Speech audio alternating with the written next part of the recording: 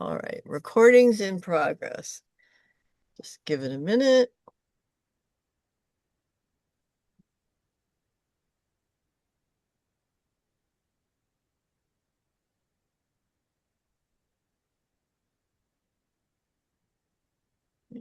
Okay. Well, welcome everyone to day 3 of our Meet the Teachers for our Minnesota Quilt Show 2026. Tonight we have Rose Allen, Lori A., Adamietz, Deonn Stott. Okay, I'm going to try and get this right. Is it Chiaki O'Brian and Linda Johnson-Morke. And so just a few housekeeping things. Please keep yourself muted while the teachers are presenting. And then we'll go through each teacher's presentation and you can ask questions at the end. So feel free once the teacher's done and she asks if there's questions to unmute. You can also enter any questions into the chat and we'll let them know. And then at the end, when everyone's all done, we'll probably have a open up again for any other questions and answers there might be. So without further ado, I'm going to let Rose go first. Okay, what do I do? Let's try sharing your screen again. Okay, I'm going to share my screen.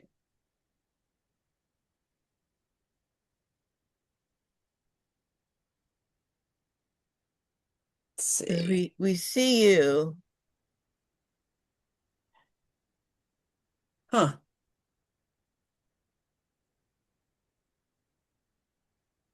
You see me, Yep. and I'm trying to I have the presentation here. You press the green button on the middle at the bottom bar where it So says share. You should be able to then click on the Oh, window I that you see. want to share.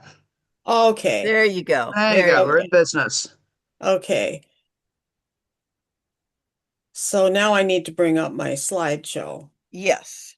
You do. Okay. There we go. Right. Perfect. Okay, I may not be able to get this on slide view. Does it?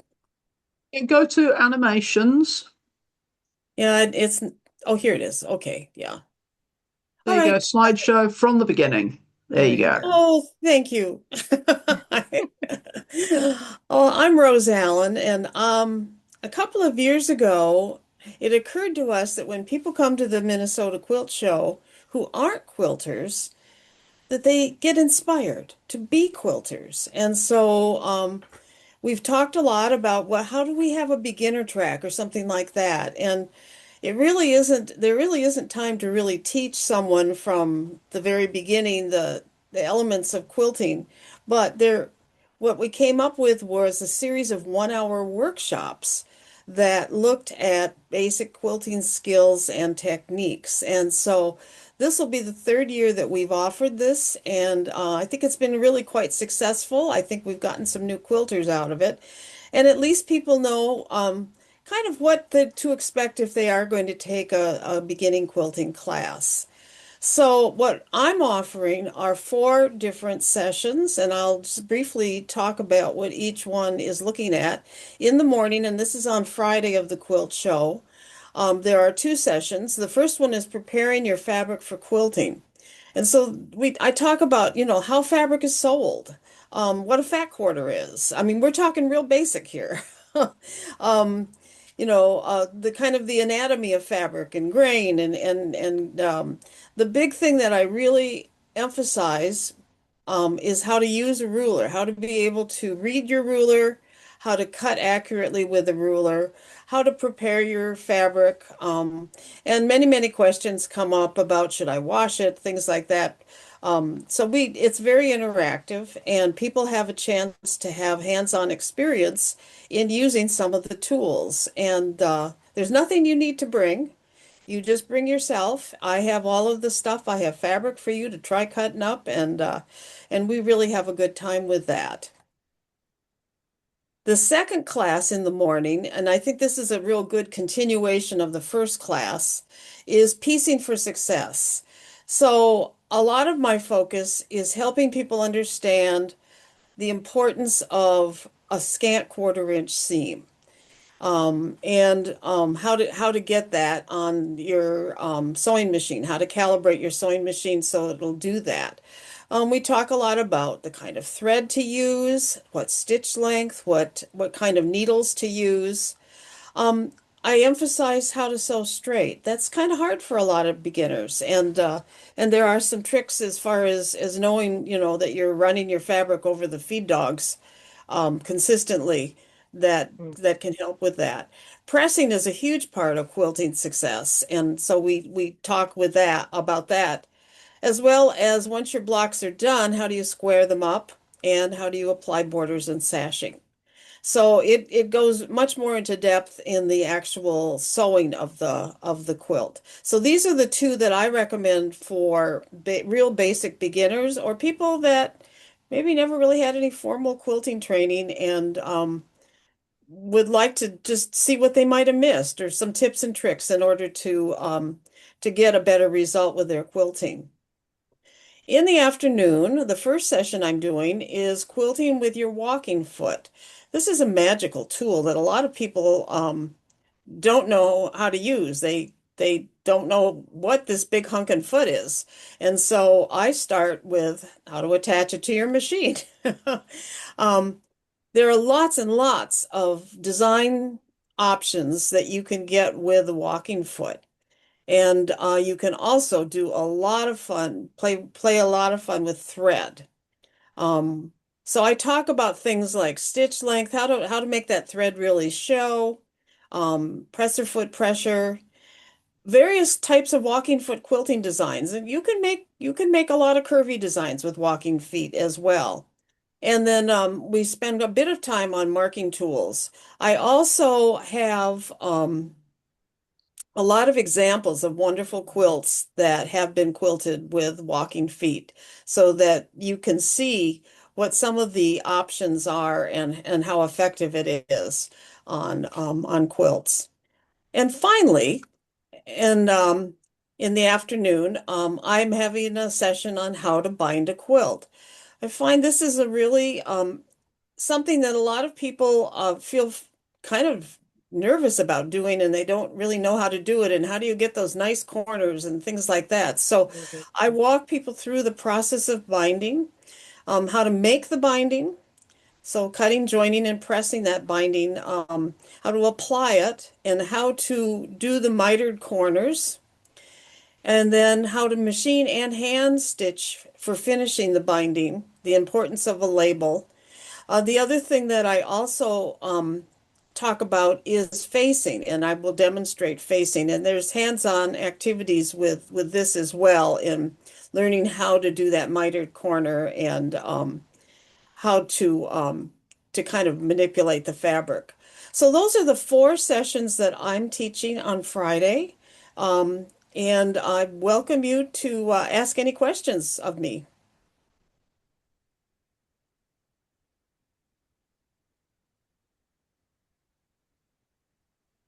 Just one thing I wanted to point out was these are all lecture style, right? So Right. no one's required to bring any supplies. No supplies, no sewing machine. Everything will be there for you. There won't be a lot of hands-on sewing, but there are things that you will be doing hands-on with some of the models that I'm bringing for people to work with.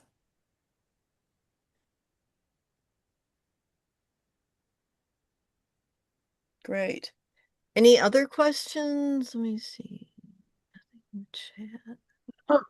It sounds like this is all the tools you need to set yourself up for success. Well, it is, and I've taught beginning quilting for about 10 years. Hmm. So I kind of know, what questions people have. And actually, on a personal level, I wish that I'd had this when I started 25 years ago doing quilting, because quilting is very different from other sewing, and we generally learn kind of from our friends or from our fellow quilters. Um, but sometimes there are some fundamentals that we have missed. And so this is a good place to fill in on those. And we have a lot of fun. And I said this to Rose on Saturday at the meeting, but the person that needs to take this class the most is probably me. There you go. I don't think you have time. No, No, no, no. unfortunately not. Sadly, there'll be no sitting and listening. I might pop in though. Yeah, well, it's been very popular in the past years, so I'm hoping it will. I'm sure it will do the same this year. There's always someone who Well, needs yeah, if these you're bringing classes. a friend who's not a quilter and they get Hmm. really excited about it, you could sign up that day if there's still room. Yes, Right, although because you don't. sales in this class are going very well, so don't rely upon that. Book your spot now. Okay, next up we have Lori A. Going to talk about her collage class. Oh, can you hear me? Yep, Somehow my screen got small. There we go. we can see you. You look great. Oh, good. My hair's not messed up Nope, or nope. I'm Lori Adamietz, and I'll be teaching the collage class. I've been teaching that for about 9 years, but this is my first year at Minnesota Quilt Show, so thank you for having me.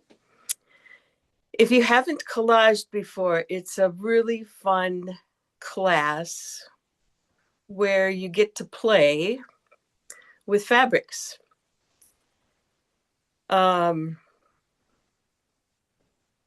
What we're going to be doing is using the Laura Heine teeny tiny collage. It's actually not teeny tiny, it's 16 by 20. Oh, wow. So yeah, it sounds, which isn't huge, but it's not. A lot of people think teeny tiny, they think 6 by 6, but so it's 16 by 20. You can put it on a canvas, mount it on a canvas, you can frame it, you can put it on a bag. There's lots of different options. So my class includes a kit, and the reason for the kit is so that I will be assured you have everything you need to complete the pin cushion. We'll all be making the little tomato pin cushion, but you do get all 3 designs in one pattern. So the pattern is a part of your kit, and I will have some fabrics prepped for you already with the steam-a-seam. So we can, start working right away. We'll go through the basics of how the steam-a-seam works, the other things you'll need. There's also a supply list with just a few things, not too many, basics you have at home. Scissors is on there, and I do really recommend this is a Karen K. Buckley scissors, a medium. Laura Heine also has the scissors. I have not tried hers, but they're both serrated blades on the scissors, and they're really sharp and they're really comfortable. So when you're cutting those little things, fussy cutting, and I hope you like fussy cutting, it just works really well. The scissors is really good.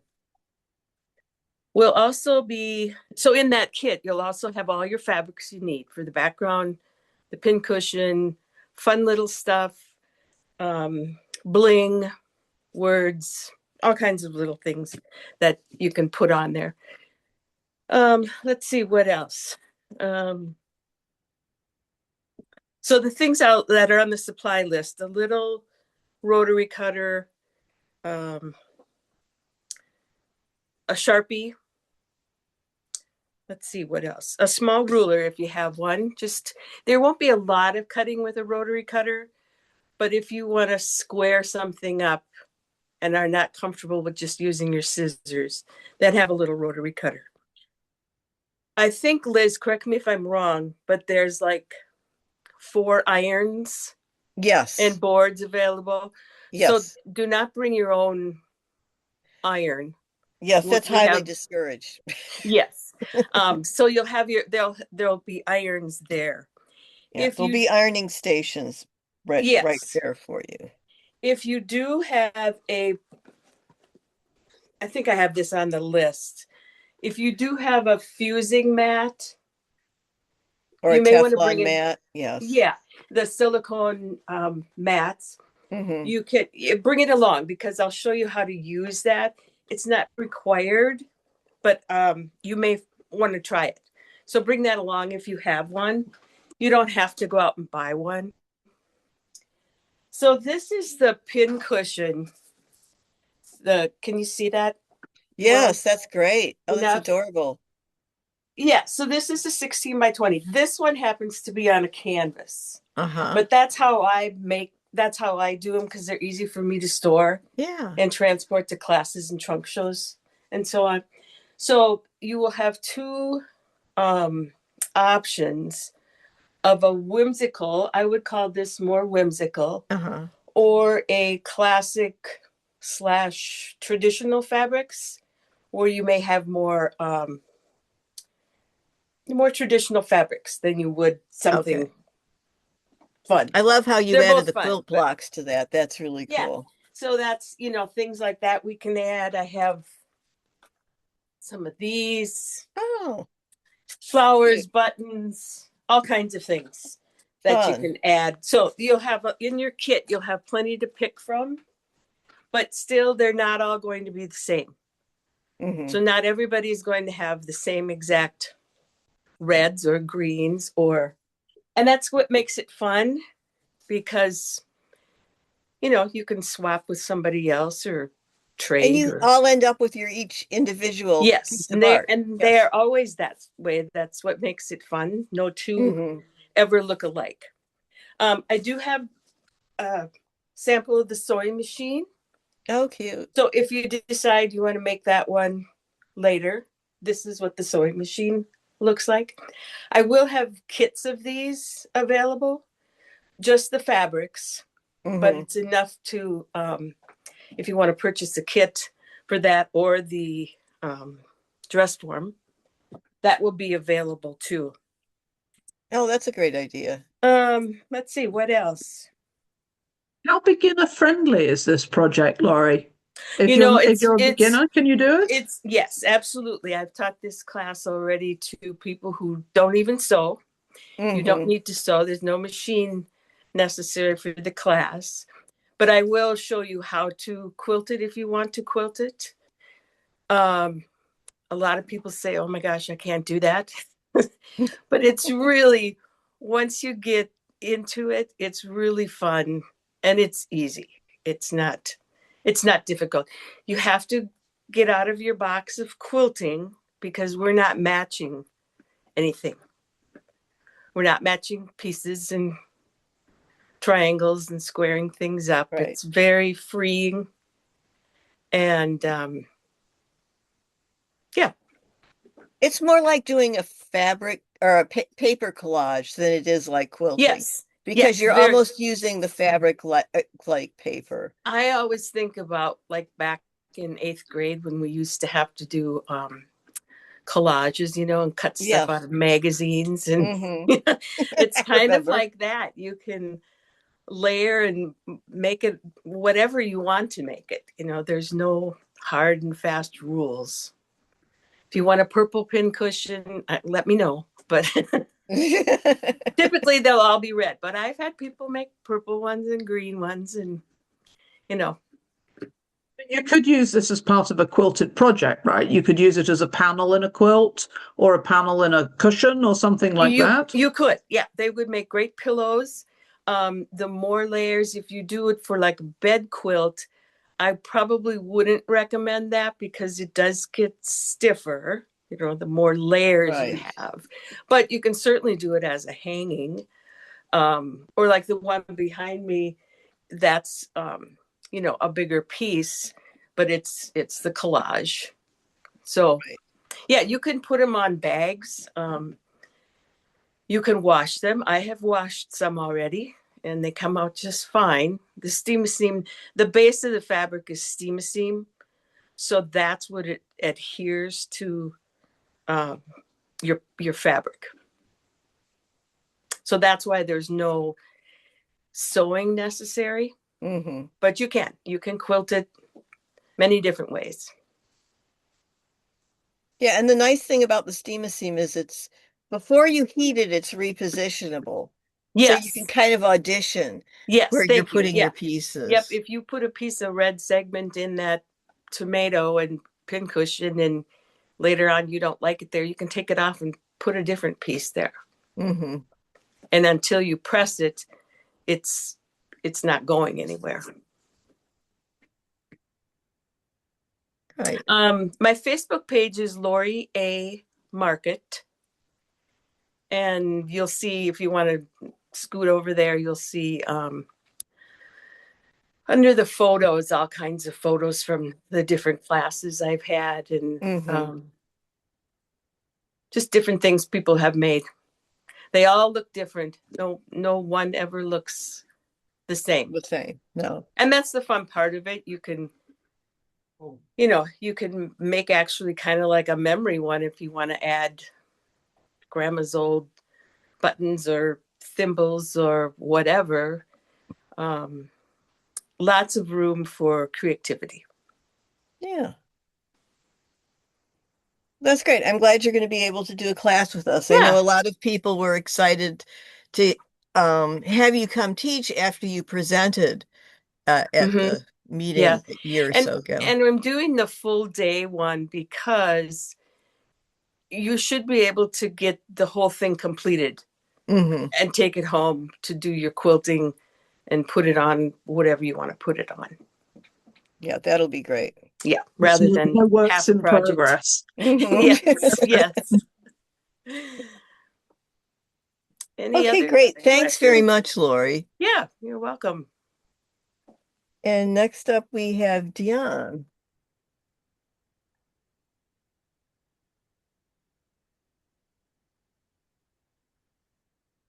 Who was with us. She is. You need to unmute. There you go, Deonn. Okay, hi. Okay, first of all, I see that one of your board members is on. Hi, I wanted to say hi to Merle. Merle Pratt is the mother of a good friend of mine, Nancy. Yes. Hello, from Paper City, Utah. I am thrilled that I've been invited to come and to teach and to hang out with all of you lovely quilters. I am so excited about it. And thank you for accepting 5 of my classes. So we're going to have a couple of projects and then 3 different quilts. And oh, Nancy's here too. She's hi, Nancy. Great. So fun. Okay, so just a couple of simple projects. These are, the first one I'm going to say is a cathedral window. If you've ever wanted to try making a cathedral window, but were intimidated by all the hand stitching that it took, they call it the 10-year quilt because traditionally it's done with a needle and thread to stitch down these little windows.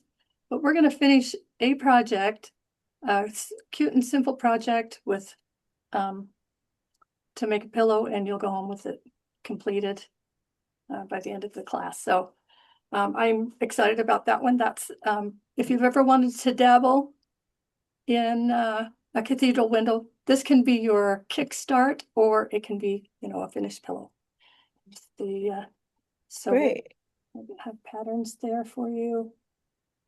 And if you want to make the deluxe one, that'll take a little more time, but we can get this one done. So that's the cathedral window pillow. For the I love the way you added the buttons to it. That's so pretty. Oh yeah. Well, I am always looking for the cheater, kind of the hack that makes it a lot easier than great grandma had it. Yeah. I have lots of women in my family who are quilters, great grandma, mom, grandma, great grandma, even a great grandmother. Read a story about how she, when they migrated west, hung quilts for the door and the windows to insulate. And so it's a long-standing tradition, but boy, I could just feel some of those ladies looking over my shoulder when I bought a rotary blade. What a difference that could have made for them, or my long arm machines, man. So it's my quest in life to find all the cheats and all of the hacks that make it easier. And I'll tell you why, just for 30 seconds here. So I married my husband, and I moved to Salt Lake City so I could join that big choir downtown, which is where I met Nancy Pratt. And so I could marry a city boy. And so we got married, and then a few years later, we had triplet daughters and a 2-year-old. And so I found myself with not a whole lot of time for myself. And so it's my quest to find all the tips, the tricks, the tools that'll make things easier, because quilting is such a great outlet and just a way to keep sane. Anyway, it was for me as a young mom with 4 little children under the age of 2. So there you go. So that's like the buttons over the raw edges, you know. Perfect. And it looks adorable. Thank you. Okay, I'm very excited about my next class, which is this huge project. This is a sampler that we're going to make 4 different types of binding. So Rose will start you out with binding basics, and then these are some alternate endings that we're going to try in my binding and alternate endings class. So one of those is faux piping, where you get this little pop of color by piecing your binding without having to actually make piping. Another trick or another option in that class is making your own chenille, which makes a really fun little edge. Oh, We'll yeah. do DIY so that we can match whatever project we're working on. We're going to talk about how to add embellishments such as scallops, prairie points, and pick up where Rose leaves off on facing with embellishments. We're using that as binding on the front side. There's no binding on the opposite side. And then the last one is that we'll touch on how to do odd angle bindings or scallops. So this is a really fun project. I have kits for these. I don't know if I made it required to do a kit, but I think that's a great idea. You've got a kit because it's the perfect size. It's a placemat size, and yeah. And one little edge at a time. And Mhm. let me tell you, we use every second of our time in that class. So the kit comes with, we will bind a little sample just so we can practice that final mitered seam, which is a mystery to some. And then all of the pre-cut, pre-ironed, ready to go kit, other options in the kit so that you can get all the things done in our class, in our binding class. And that is all based on this book, the Binding and Edge Finishing Guide for Quilting and Sewing. It's kind of a compilation of tutorials that I wrote over a period of time of 10 years for Riley Blake Designs Fabric Company. And at the end of those 10 years, I realized I had maybe 23 different ways to finish the edges of quilts. And so they're all in a book. We're not going to do all 16 of the options. We will do a handful of them, 6 or 7 of those techniques that are included in the book. Well, And you'll have books to sell too, right? Oh, yes, I will. Okay. Sorry, that was my question as well. If we get addicted, then we can try all the other versions of the bindings as well. So I added a spiral binding to mine. I just took it to the copy center and had them put a spiral binding on it because I use it as a reference book. And so perfect. Just lots of different, techniques, 30 pages of binding basics, calculation, preparation, application, and then, like I say, the 16 ways to finish the edges of quilts. So great resource and a fun class because you'll get to try a lot of different options for that. Okay, on to the quilts. Zircon crystals. This is based on, a quilt that I saw at Paducah, made in the 1800s, early 1800s. And they called it the tea quilt because they had cut out the corners of it so it would fit on a 4-poster bed. And I looked at that and they were quite big pieces, which meant that she was probably a wealthy person to have all of the same fabrics for the entire king size quilt. So I looked at it and I thought, oh, there's got to be a way that we can do this, make it easy. So these are small enough to print on an 8.5 by 11-inch sheet. I make it paper pieced or template pieced, but my class will be all about paper piecing. My practically perfect paper piecing primer is what we'll use as the base, and we'll be able to finish at least 4 blocks for one like pillow or the corner of the pillow. Okay. Now, and it's appropriate for layer cakes. This is one layer cake. Let me see if I can tip it down so you can see. Oh. This is one layer cake, and I kind of gradated it, Mm-hmm. so it would like blend from one of the colors to the other. Anyway, I love that. So equal yardage of one layer cake and then equal yardage of background makes the full quilt. It's appropriate for scraps. Cute baby quilt, just using blues and greens. Mm-hmm. Fat quarters. If you've been saving a fat quarter stack for something special, this is kind of a fun one to do it in. Here's one that's all, what do you call it, monochromatic. That used fat quarters in it. Yeah. I love the way it has that secondary circular design. Don't So you? pretty. Yeah. Makes your eyes start spinning around. Yeah. Uh-huh. Love that kaleidoscope look, but it's just a little different than other kaleidoscope patterns. So Yes. that's zircon crystals. Okay, and then this is also, I mean, I love teaching every one of these classes. I have a, this kind of desire to make everything and to try everything and to do it all and do it all before I die kind of thing. And I just want to try every technique. But so in this class, we'll learn my footsteps for foundation paper piecing, fold, trim, stitch, press, but in the middle we eat. In other words, we envision, audition, and position. And all that'll be part of Okay. it. And you'll never look at paper piecing again in the same way. Okay, so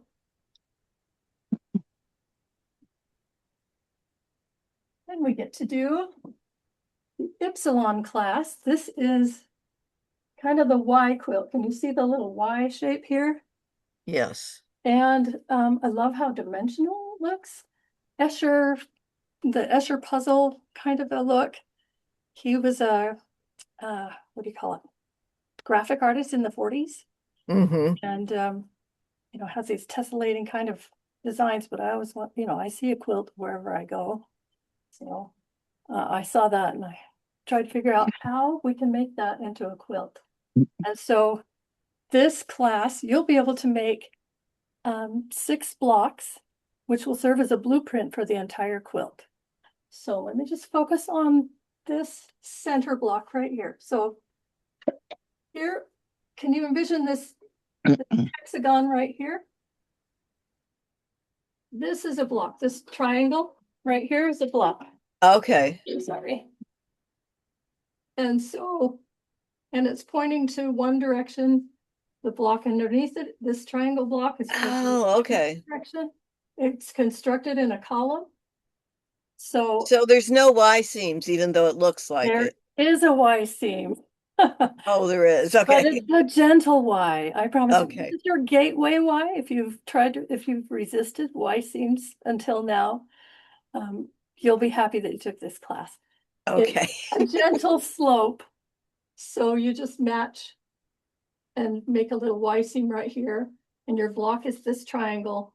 And then there are only 6 variations in the blocks. So 1, 2, 3, 4, 5, 6. And then that's the same pattern throughout the entire quilt. So you'll make 12 of each of the 6 variations.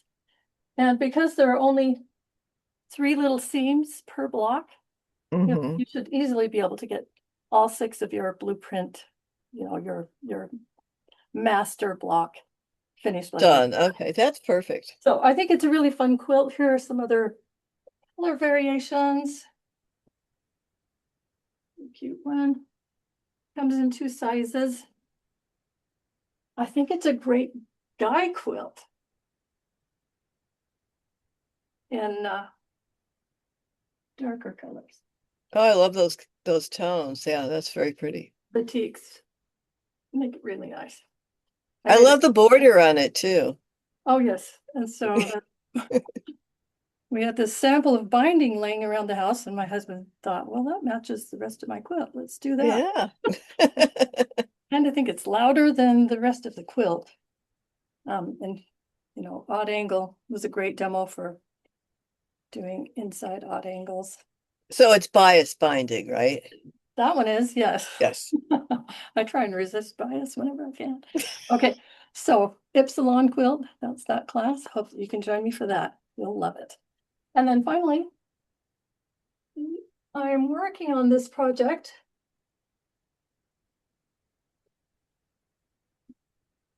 The Purdy Bird. Isn't she cute? She's adorable.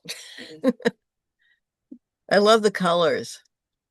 This is a quilt I'm working, let me get out of the way here.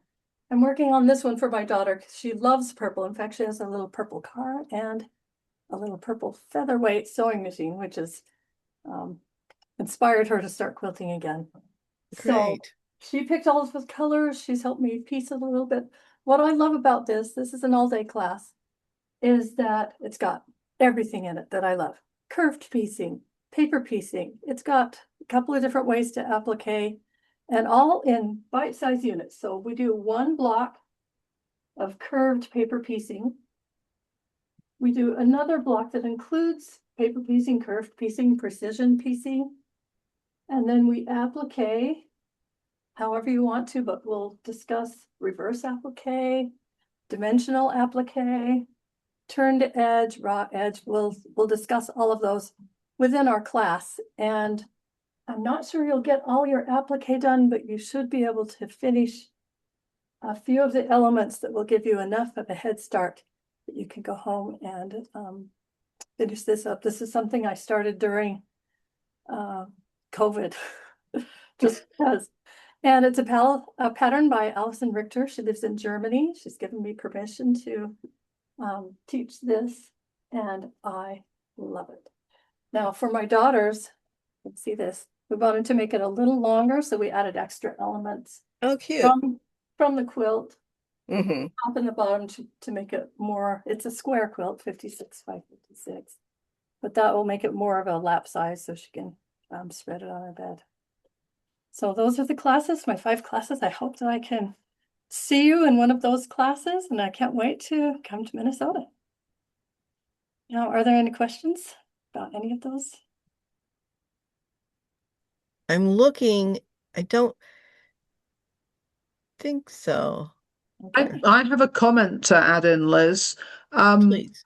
Deonn will actually have machines in her room. Oh, that's right. Thank you. So people that are attending her classes won't have to bring a machine with them. The machines will be in the room and they'll be set up and ready to go for these classes. So that's a huge plus of not having to lug a machine around the convention center. Yes. Thank you, Alex. I totally forgot about that.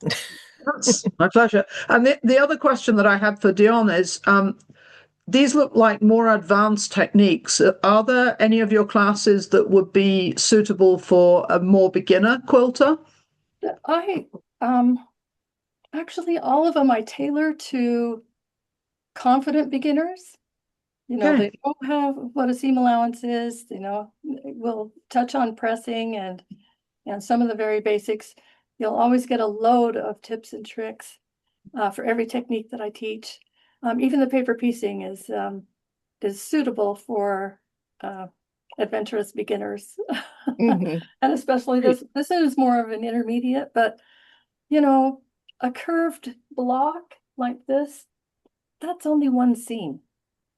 And so, you know, I take the approach that if you want to do it, you can. Somebody in the comments says that you can teach anything to a beginner. So Oh, so that must be Nancy. Thank you, Nancy. I can't remember, are there kits for any of these classes? No, it's up to you, the colors that you want. Okay, perfect. Other than an optional kit for the binding and edge finishing. Right, workshop. okay. Mhm. We have Perfect. those pretty detailed supply lists so that people know exactly what it is they need to gather. Yes. Okay, great. Thanks, Deonn. Thanks for having me. Looking forward to it. And next we have You want me to Chiaki. do you want me to introduce the next Yes, go speaker? ahead. So our next speaker is Chiaki O'Brian. Thank you. Good evening, everybody. I'm Chiaki O'Brian in Minnesota, and I am happy to be there this June for the first time. I'm not a quilter. I am a Saori weaver that changed my life. For me, this is my 30th year since I started this Saori weaving, 1996.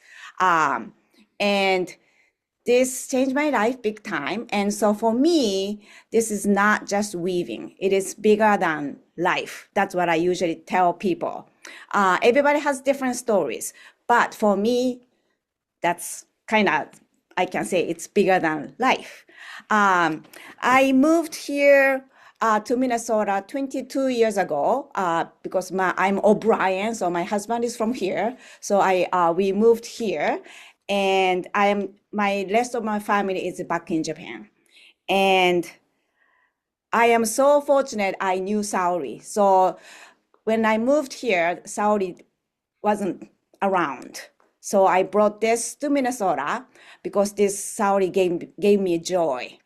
And I wanted to share this joy. And then now after 22 years, I met Alex. Then she invited me to this quilt show, and I met so many people. And I also went many places. So for me, it is such a fun, fulfilling life, even I'm not in my own home country. And I'm still sharing a joy with people, and I'm sure there are many people who are quilters will be in the class or not quilters, everybody. So usually I say to people at the class, beginning of the class, you are 5 years old. You can leave your brains in your cars or rooms. You just follow your heart. The Saudi weaving was found from a mistake by a lady, Misao Jo. She's the lady. She passed away in 2018. She was 104 years old. And I'm the lucky one. I used to work with her until I moved here. And she found this because she made a mistake because she was a traditional kimono sash weaver. So she had to weave everything perfectly. And she used to sell those sashes. And then one of the sashes had a small mistake that she didn't even notice. And at the store, they found this mistake and said, here, this one has a mistake here. We can't sell it. Take it back home. And she said, no, because of this mistake, this is beautiful. So she took a positive way. And she went home. She knew what kind of mistake she made, and she was criticized. But this time, she created this mistake many in her next project because she knew what kind of mistake she made. So she did many mistakes, purposely, and then finished weaving. And then she noticed that she was in a moment rather than worried about finished product. So that's how she found this Saudi weaving 57 years ago.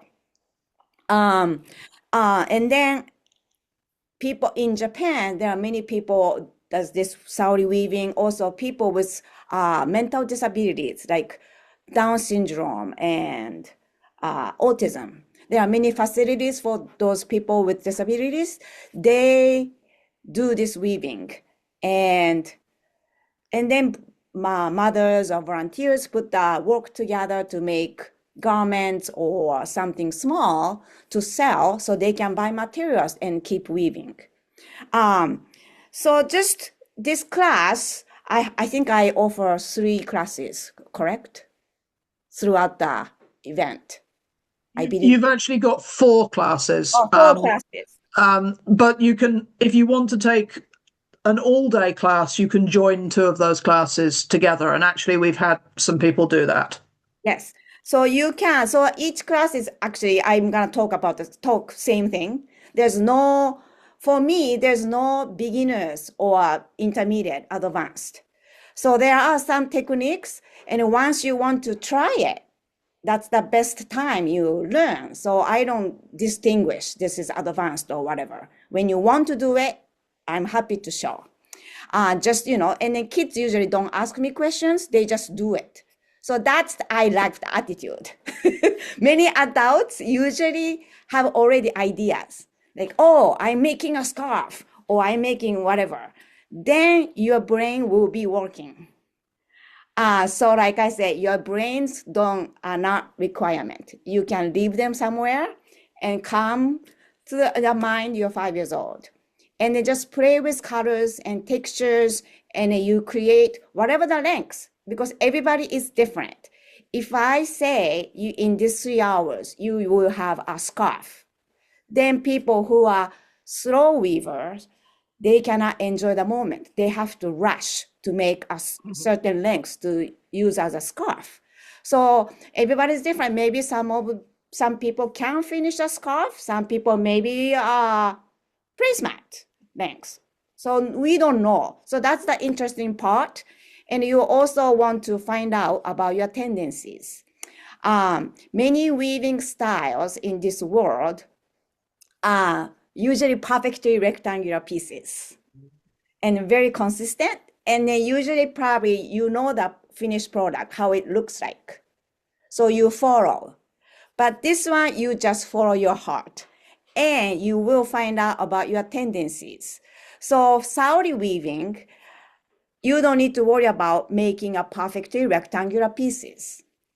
My piece, even though after almost 30 years, my right edge is a little bit looser than left. So as long as I'm doing Saori weaving, nobody should correct me, because it's me. Some people are naturally straight. Some people have a little curves. That's okay. And I take everything positive, like, oh, is this okay? I'm making it like tight or loose or whatever. I say you are making a proof. It's a hand woven. So just relax and then enjoy the process. And then you don't want to think about what machines can do. We are better than machines. But also we are all different, how we enjoy ourselves. I have a student, she comes weekly and she just turned 85. She's very organized, not like me. She has a tape measure around her neck, and sometimes she measures the stripes or even counts rows. And I never done it. And that's not me. But as an instructor, I cannot say to her, don't count, don't measure, because she enjoys it. I don't. So I just, wow, you measure it. Wow, you're counting. So everybody's different. So that's how we respect each other. That's why this world is interesting, because we are all different. And even though I will have Saori looms, or the warp, the vertical thread is set. Some of them are all same, maybe black warps. And then, so some of you are working on a black warp, but in 3 hours when you finish, you will notice, okay, we are all different. And so that's the kind of Saori weaving.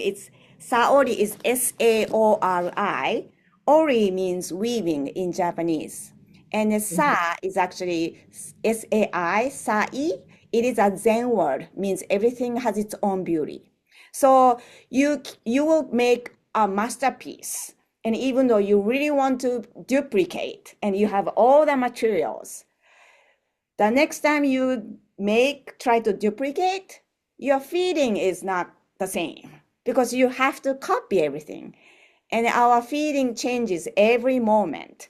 So even though you really want to do the duplicate, but you have to copy and your heart is not telling you, oh, this part is blue, but I really want orange this time. So it's the difference. So it is, and I was not this kind of crafty girl at all. My mom did all my sewing project when I was in school. I still don't like sewing, but I made a small quilt, like a coaster size, long time ago.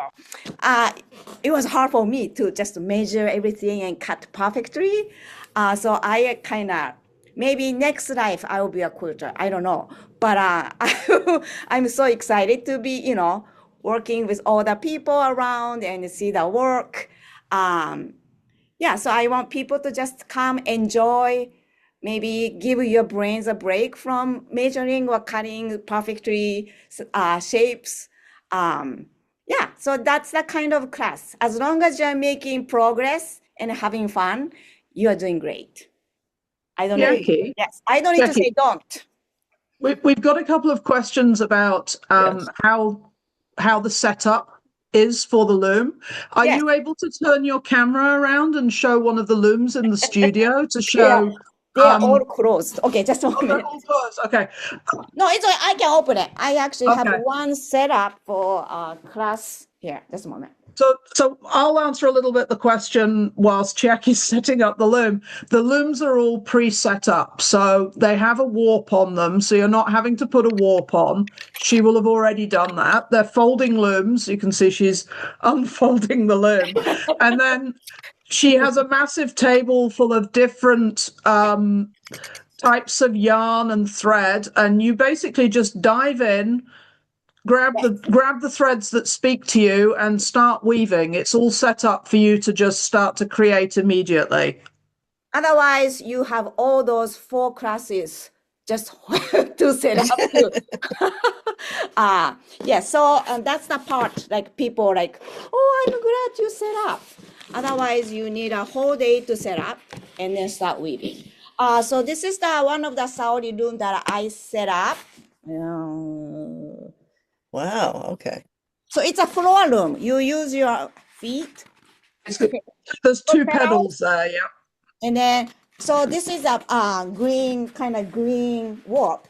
But I think some colored, some maybe narrower or wider, black. That usually I do first come, first serve. Okay. You cannot complain. Yes, and then if you have, actually I have many students who are quilters. They bring leftover project fabric. Oh, and use that Yes, to weave. it doesn't Okay. have to be fiber or fabric. Sometimes people bring feathers, like sticks, like your dog's hair if it's long enough. You can Whatever use you think it might string, work. rope, Yes. fishing twine. Yeah, spinners can recommend- bring the Yeah. hand spun yarn. Uh-huh. Roving. If you think it's gonna work, just bring everything. Even plastic bags, you can make strips. Mm-hmm. I made placemats using many plastic bags. So whatever you think you want to incorporate, please bring them. So it will be fun. Great. But otherwise, you'll have fabric that they can, or materials they I bring can lots use. of yarn, different colors, textures, and Mm-hmm. roving and short thread or ribbons. Right. Okay. Yes. So enough for people to choose from. I will say this class should have a warning on it. It is very addictive. I started off taking one of Chiaki's 3-hour classes, and now we have a Saori loom in our living room. So be warned. Also, because you have to sit for 3 hours, so sometimes people bring a pillow for their back. Oh, okay. Yes, or sometimes people even bring their benches too sometimes. But yeah, just, if you think it's gonna 3 hours too long, just, keep standing, checking other people's work. That's a good thing. Inspire each other, not just sitting and working. One person says they love the idea of leaving their brain in the car. Yes, yes. In the summertime, I said roast them, leave them outside. In the wintertime, freeze them outside. Okay. Yes, please do come like kids. Don't think anything. Great. Thank you very much. She just Oh, someone, are you going to yes. have to rethread the looms between each class? No, then I will have a hard time. I want to enjoy myself, so I will have long enough for 4 classes. Okay. Thank you Okay. for worrying about, but I should be fine. Okay, so everyone that does a class will go home with their piece. Yes. Oh, perfect. Kate is asking, so you cut off each student's piece at the end of their session. That's exactly what happens, right, Chiaki? Mhm. Yeah, so I cannot say what you are making. This is something you enjoy the moment, process of weaving, and then the time comes. That's the length. And it can be a scarf, it can be a table runner. Nobody knows. That's the fun part. Yes, Mhm. it's a surprise. Yes. Perfect. Well, thank you very much. Thank you. Look forward to having you. Yeah, thank you for having me. And last up, we have Linda Johnson-Morke, our wet felter. You want to unmute yourself, Linda, and come on.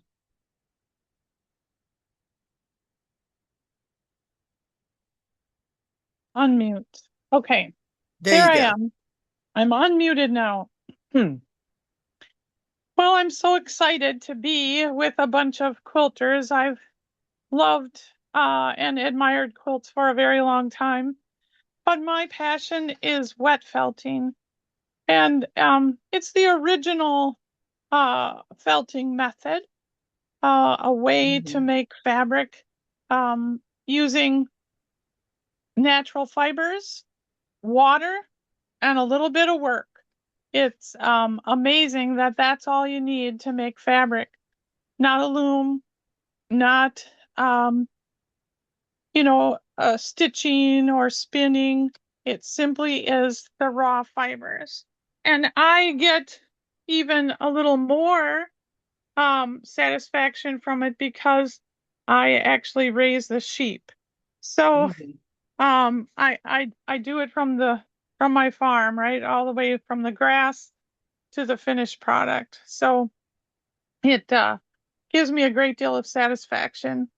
I am also a knitter and spinner and crochet. I do a lot of, I'm a very podunk weaver, not very good. But once I took just a 2 hour felting class where we laid out fibers. That's what you do. You lay out the fibers that are prepared. You get them wet, and you rub them, and they turn into a fabric. It's every time I do it, it's magic. It's just so cool. And I'm teaching 3 classes. One of them, an all-day class, is felt it, and so if you can see behind me, I have some samples, so you can pick the colors and make a piece of felt. And if you see, there's actually locks incorporated into the edge, just right raw from the sheep, and or you can put a binding on it. Here's one down here with a binding. But we'll make the felt in the morning, and then we actually use a wool that doesn't felt very well in the middle, that kind of like a batting, and then we quilt it, and it really gives it quite the texture. to use for whatever you'd like, right? You can use it for a table topper or a hot pad or something for another part of your project. The second class that I'm teaching is just making a pouch. So this is just a little pouch that has a clasp on top and it has no seams, which is like super cool. So the technique that you would learn is how to make what they call three-dimensional felt. So Okay. would have no seams. You will be given the clasp on top. You can pick your colors and make a beautiful pouch to store your notions in or whatever little little things, treasures that you want to keep in there. And then the third class is one that I'm super excited about. So it's basically painting with yarn to make your masterpiece. And you can do whatever you have. I'll have lots of yarns there. It's framed in felt. This one is kind of a little sheep picture. So your imagination really can go wild. I will have the wool yarns and we'll place them and felt the picture along with the frame. And so I hope that you enjoy felting as much as I do. This could really be a centerpiece of another quilt.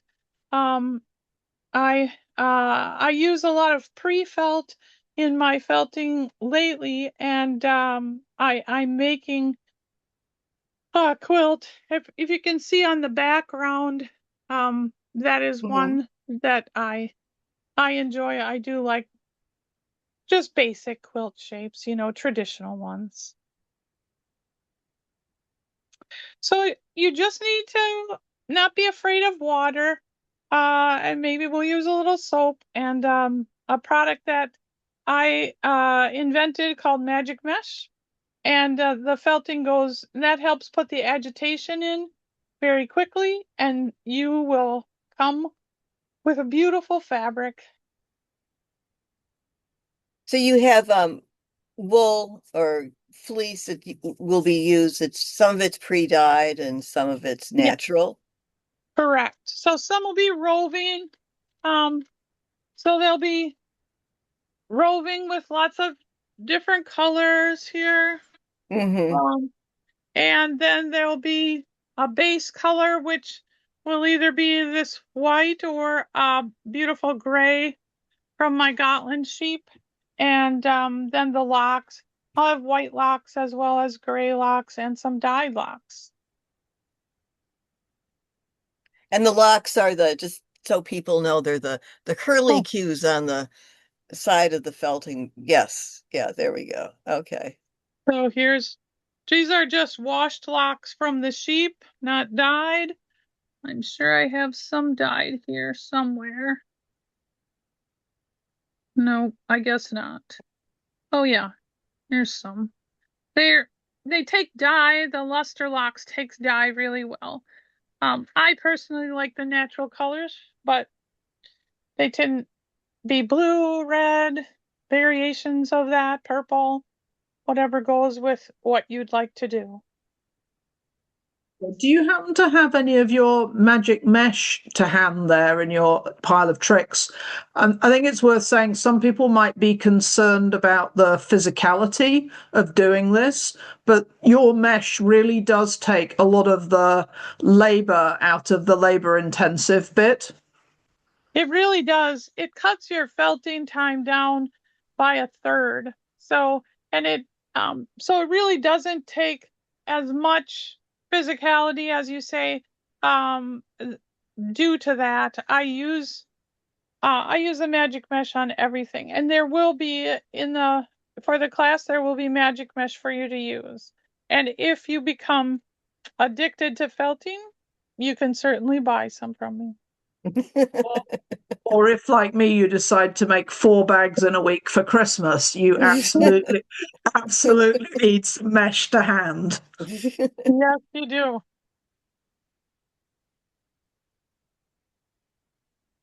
Does So I anybody see, else have any questions for Linda about the process or the items she's going to be making?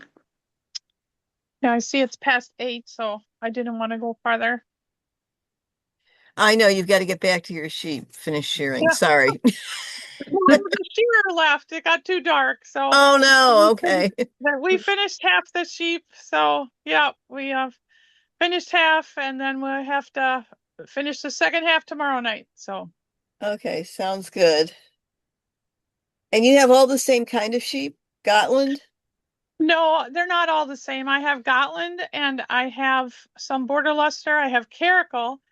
Okay. So I led a project to felt covering for a yurt, and that's we used a lot of the caracal wool, which is a very, very um, coarse wool, and it Okay. lasts. If you want to make something that's going to last, or a house to live in, like a yurt or a garret, Mm-hmm. that's the kind of wool you would use. And so the Gotland has two very distinct types of wool, whether you shear it in the spring or in the fall.